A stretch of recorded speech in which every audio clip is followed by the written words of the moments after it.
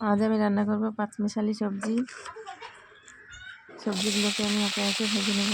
আলু ও গাজরটাকে প্রথমে ভেজে নিয়েছি, তারপর বাঁধাকপিগুলোকে ভেজে নেব। তারপর সেই তেলেই মটরশুঁটিগুলো ভেজে নেব। মটরশুঁটিগুলো ভেজে নেওয়া হয়ে গেছে, এবার তুলে নেব। এবার আমি ছোটো বড়ি ভেজে নিলাম। ছোটো বড়িগুলো ভাজা হয়ে গেলে তুলে নেওয়ার পরে কড়াইতে তেল দিয়ে পাঁচফোড়ন, কাঁচা লঙ্কা, পেঁয়াজ কুচি, থেতো করা রসুন, আদা বাটা দিয়ে ভালো করে নাড়াচাড়া করে ভেজে নিয়ে ওই হলুদ গুঁড়ো, লঙ্কা গুঁড়ো, লবণ, জিরে সমস্ত কিছু স্বাদ মতো দিয়ে কষিয়ে নিয়ে ভেজে রাখা সবজিগুলো দিয়ে দিলাম। সাথে দিয়ে দিলাম বেগুন। একটু নাড়াচাড়া করে নেওয়ার পরে টমেটো কুচি দিয়ে দেবো।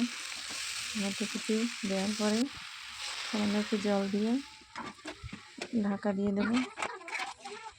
এবার সিদ্ধ হয়ে গেলে ধনিয়া পাতা দিয়ে নামিয়ে নিলাম। রেডি হয়ে গেছে।